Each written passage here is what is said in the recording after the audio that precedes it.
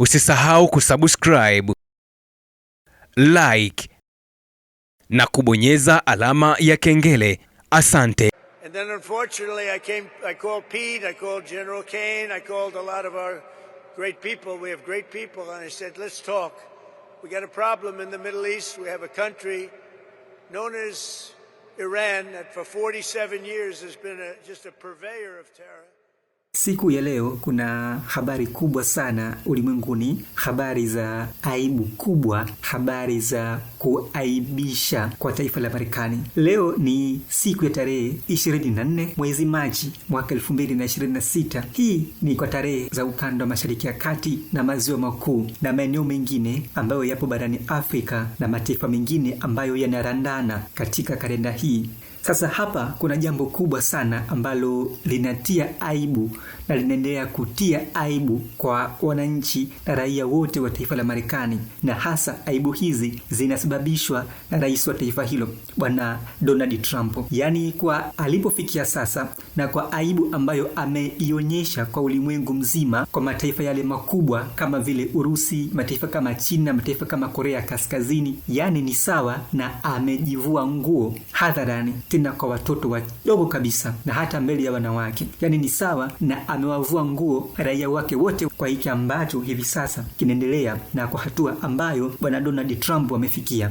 Yani kwa wale watu ambao walitabiri, walikomenti katika video mbalimbali wakisema kwamba amepatwa na ukichaa, yani amepatwa na uandawazimu, basi hii wako sahihi kabisa, na huenda wakawa wametabiri jambo ambalo ni la hakika. Sasa jambo kubwa, kama mnakumbuka vizuri sana watazamaji, ni kwamba tulitoa taarifa juu ya udanganyifu ambao rais wa Marekani Bwana Donald Trump ameendelea kutoa kwa raia wa Marekani, lakini pia na kwa mataifa mengine ulimwenguni, ili aaminike kwamba yeye ni mkubwa katika ulimwengu huu, ili aaminike kwamba yeye ndiye mwenye nguvu kubwa kuliko mataifa yoyote ulimwenguni, na akisema ya kwamba Irani wametaka mazungumzo naye na wamemuita mezani kuzungumza, na tayari wameshaanza, nusu ya mazungumzo yamefikiwa na Irani imekubali kusitisha kuendeleza silaha zake za nyuklia, jambo ambalo si la kweli kabisa. Irani imekanusha na imesema kwamba haiko tayari kwa makubaliano na itaendeleza vita, na tayari usiku wa kuamkia hivi leo Iran imeshambulia kambi ya Marekani katika moja ya taifa kule Mashariki ya Kati, mataifa ya Arabu. Sasa yote hayo ni 9,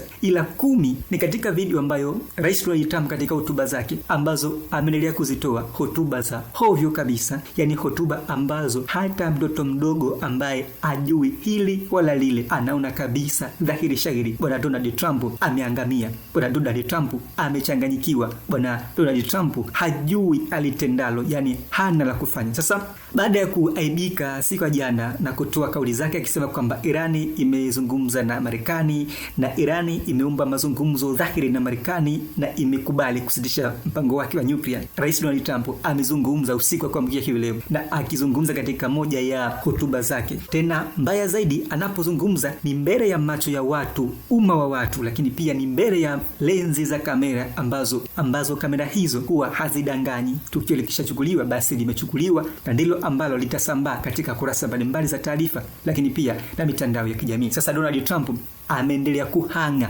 yani anahangaika, yani amechachawa, yani amepagawa. Hata sijui nitumie neno gani hapa ama msamiati gani wa Kiswahili fasaha ambao utakaa sawa sawa kumuelezea Bwana Donald Trump na hali aliyokuwa nayo hivi sasa, hali ya kuchanganyikiwa. Baada ya yote hayo, na amefanya mambo yote hayo akiwa yeye na watu wake, sasa ameanza kuwakana watu wake mwenyewe. Patamu sana hapa mtazamaji, yani hapa ni patamu mno. Yani ameanza baada ya kupokea lawama kubwa kwa raia wa Marekani, na baada ya raia wengi sana kuandamana katika majiji mbalimbali nchini Marekani, baada ya bunge la Senate la Marekani, na baada ya viongozi wa shirikisho, baraza lile la shirikisho la Marekani kusimama na kupinga vikali vita ambavyo vinaendeleza Marekani kule Mashariki ya Kati, Irani, wakipinga vikali sana, wakisema kwamba taifa lao linapoteza rasilimali muhimu bila umuhimu wowote. Taifa lao linapoteza fedha ambazo fedha hizo zingepaswa ziende kugharamikia miundombinu ya jamii, zingepaswa ziende katika miradi mbalimbali ya taifa la Marekani, na raia wake zinamwagwa katika vita ambavyo havina msingi wala maana yoyote. Sasa Rais Donald Trump amekuja kuzungumza akiwa amechanganyikiwa, akiwalaumu watu wake wenyewe ambao alikuwa nao bega kwa bega,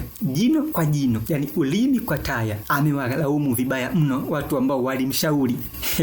Hatari sana. Amewalaumu watu ambao walimwambia juu ya vita vyake vya Iran. Kama nakumbuka vizuri sana, kuna siku nilikutolea picha moja ambayo alikuwapo Rais Donald Trump na General Kenny ambaye ni mwenyekiti wa kamati ya ulinzi ya taifa la Marekani. Picha hile nikakwambia kwamba General Kenny alimwambia Trump kwamba unachokifanya matokeo yake ni asi kwa raia wa Marekani, matokeo yake ni asi kwa watu wa Marekani, usifanye. Irani itajibu mashambulizi makubwa na utashindwa kudhibiti. Irani itafunga mlango wa bahari wa Hormuz. Lakini Trump hakumwelewa bwana General Kenny ambaye ndiyo mshauri wake wa karibu sana katika masuala yote ya kiulinzi na vita. Sasa leo Rais Donald Trump amewalaumu watu wake wa karibu akiwemo bwana General Kenny ambaye ni mwenyekiti wa kamati ya ulinzi ya Marekani na vita, lakini pia amemlaumu pia waziri wake wa mambo ya kigeni, yani waziri wa mambo ya nje wa Marekani bwana Pete Hegseth, akisema ya kwamba wao ndiyo chanzo cha yeye kufanya yote hayo ambayo sasa hivi yametokea, na akiwa analaumiwa, anapewa lawama nzito kwa kusababisha vitu ambavyo havina msingi kwa raia wa Marekani. Na akizungumza hilo, bwana Donald Trump ameelezea wazi wazi. Sasa nisiwe mwenye kuzungumza sana na nisiwe mwenye kuongea zaidi. Hebu tumsikie mwenyewe Rais Donald Trump wakati anazungumza haya. Alianzia mbali sana na alianza kwa kusema kama ifuatavyo. And then unfortunately I called Pete, I called General Kane, I called a lot of our great people. We have great people, and I said, let's talk. We got a problem in the Middle East. We have a country known as Iran that for 47 years has been Mara tu mambo yaliponifika maji ya shingo, na ndipo nikaja nikamuita waziri wa mambo ya kigeni Pete Hegseth, nikamuita mshauri wangu wa masuala ya vita na mwenyekiti wa ulinzi General Kenny. Niliwaita vigogo wetu wote, watu wa maana kabisa, kwa sababu tuna watu wazito Marekani, na nikawaambia njooni tuzungumze. Kuna kashida kidogo hapa Mashariki ya Kati. Kuna kanchi kametuzingua. Kanchi haka kanajulikana kama Irani, kanchi ambako kamesumbua kwa zaidi ya miaka 47, kakieneza ugaidi, kakiendeleza vitendo vya ugaidi Mashariki ya Kati. Na kwa hakika kanchi haka kamekaribia sana kuwa na hatari kubwa kwa tishio la nyuklia, tishio kwa ulimwengu. Tukikaendekeza kanchi haka kanaweza kuzalisha na kufikia maelfu zaidi ya silaha hizo. Nikasema tunaweza tukakastopisha, na katika hili tunaweza kufunga safari hadi Mashariki ya Kati, tukaenda kukanyang'anya silaha zake, au tukasambaratisha mazima na kumaliza kabisa katatizo haka. Na nafikiri bwana mdogo Pete Hegseth hapa ulikuwa wa kwanza kutia neno na ukasema acha tufanye hivyo, hatuwezi kuruhusu kanchi haka kakawa na silaha za nyuklia. Na kwa hiyo kwa hakika tulifanya hivyo, na sasa wa Irani wenyewe wameanzisha na wamehitaji mazungumzo, na tuliwakubalia, na tulikuwa na mazungumzo nao usiku wa jana, na kwa namna fulani mazungumzo kwa hakika yalikuwa poa sana. Of terror, and they're very close to having a nuclear weapon. We can keep going and get that 50,000 up to 55 and 60 is no end. Or we can take a stop and make a little journey into the Middle East and eliminate a big problem. And Pete, I think you were the first one to speak up, and you said, let's do it, because you can't let them have a nuclear weapon. So we are now having really good discussions. They started last night, a little bit, the night before that. Hii ni kauli ya kwanza ya Rais Donald Trump, ambayo ni kauli ya aibu kabisa. Ni kauli ambayo yani unaweza kusema ni kwamba amezungumza mtu kichaa, na unaweza kusema kwamba amezungumza mtu ambaye akili yake imechanganyikiwa, ama yule mtu ambaye amelishwa pilipili alafu ile pilipili imechanganywa na ndimu, yani amechachuka, amechachawa. Kwa nini Rais Trump anazungumza yote haya? Anazungumza yote haya kwa sababu Wamarekani wamechoshwa na hiki ambacho kinaendelea.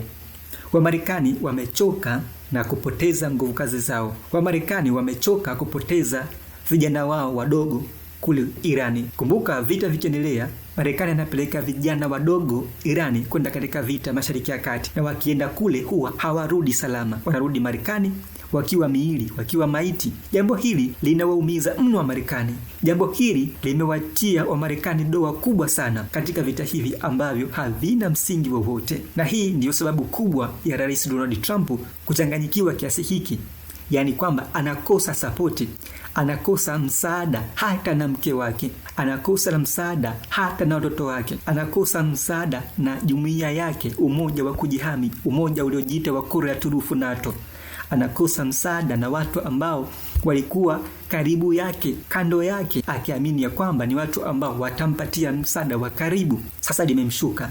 Hii ni aibu kubwa kwa mataifa makubwa ambayo yalikuwa yakikinzana nayo, mfano Korea Kaskazini. Hivi sasa Korea Kaskazini haiwezi ikakompiti na Marekani kwa sababu bado ataonekana kuwa ni mtoto mdogo sana kwake, na Urusi haiwezi ikakompiti na Marekani kwa sababu utakuwa ni mtoto mdogo sana na dhaifu kwake. Bado China hawezi tena kukompiti na Marekani kwa sababu atakuwa ni bado dhaifu, kama ameishindwa Irani ambayo ilikuwa ikidharaulika sana Mashariki ya Kati. Sasa hivi leo ataweza kukompiti na mataifa haya makubwa kama vile Korea Kaskazini chini ya bwana kiduku, bwana mdogo, bwana Kim Jong Un. Ataweza kukompiti na Urusi chini ya bwana mkubwa Vladimir Putin. Ataweza kukompiti na China chini ya mwandamizi bwana Xi Jinping. Hali bado tete sana kwa Marekani, na katika hili Marekani isipoangalia itakuwa kama Japani katika miaka ya vita kubwa kabisa ulimwenguni. Lile kombora pale katika mji wa Nagasaki, kombora la Hiroshima, itarudi miaka ya Port of Harbor pale Marekani. Marekani itarudi miaka ile sasa, na hapo ndipo msemo wa wahenga ambao hivi sasa haufanyi kazi kabisa katika vichwa vya Gen Z, vijana acha ni waite mabwana wadogo wa 2000, usemao majuto ni mjukuu, na ule msemo ambao ukirejelea hilo hilo ukisema ya kwamba wenda tezi na homo marejeo yake ni ngamani. Lakini pia wakaenda mbali zaidi wakisema mwana kulitafuta mwana kuligeti, na mtaka cha uvunguni sharti ainame. Bado kuna wale ambao wakina pangu pakavu tia mchuzi walisema mgagana upwa ali wa mkavu, na mwenda bule si mkabure huenda akaokota japo kibanzi cha gogo la mti akafanya kuni nyumbani kwake. Na hii ndivyo ilivyokuwa kwa Irani dhidi ya Marekani. Sasa si tena Israeli wala si tena Marekani, vita vimekuwa juu yao, umauti ukiwafuata nyuma yao. Sasa wakati Trump akizungumza hilo, akiwalaumu vijana wake ambao walimshauri, ambayo yeye amesema kwamba walimshauri juu ya vita hivi, walimshauri mabaya juu ya hiki ambacho kinaendelea hivi sasa. Pia Rais Donald Trump amekilaumu vibaya mno, amekilaumu vikali sana chama cha upinzani nchini Marekani, yani cha Democrats, ambapo bwana Trump amesema kwamba chama hiko kinachochea vita, chama hiko kinaisapoti Irani baada ya kuisapoti Marekani taifa lake, ambapo amesema pia chama hiko kinasababisha hatari kubwa kwa Marekani kuonekana kama dhaifu, kuonekana kama mshindwa dhidi ya Irani ambaye yeye amemuita mtoto mdogo. Marekani akilizungumza hilo, yani Rais Donald Trump akilizungumza hilo, amesema kwamba nyakati hizi kwa Marekani ni ngumu ambazo hazifai kusemwa vibaya kwa watu wake. Sasa nisiwe mwenye kuzungumza sana, hebu tumsikie Donald Trump kile ambacho alikizungumza na ambacho amekuwa amekisema mbele ya umma wa watu, mbele ya macho ya watu, mbele ya lenzi za kamera. Bwana Donald Trump amesema Democrats are putting our country at great risk.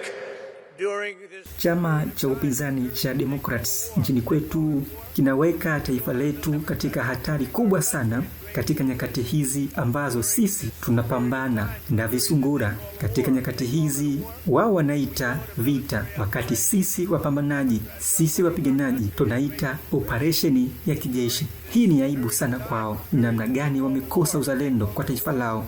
Period of time, a period that they call a war. They call it a war. We call it a military operation.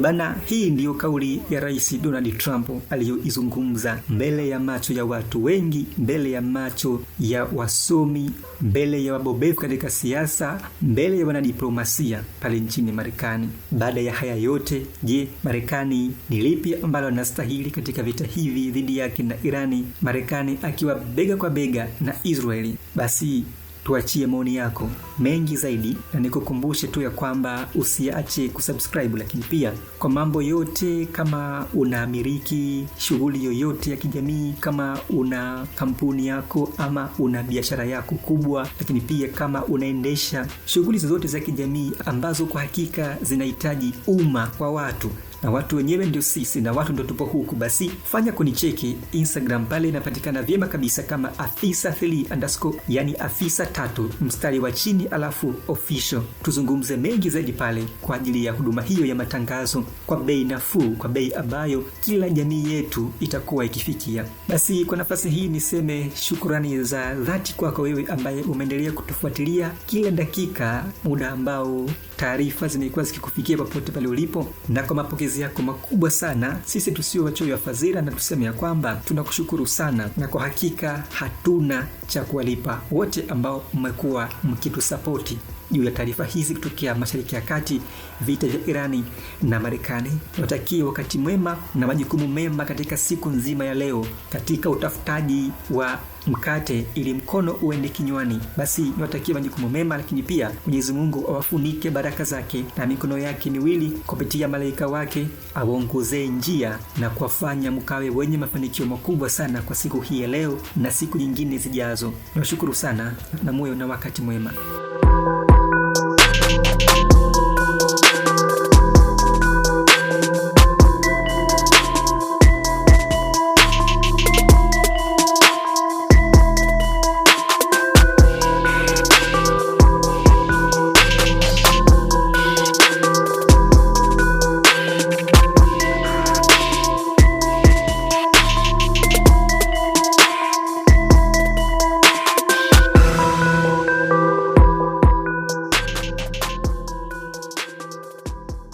Usisahau kusubscribe, like na kubonyeza alama ya kengele.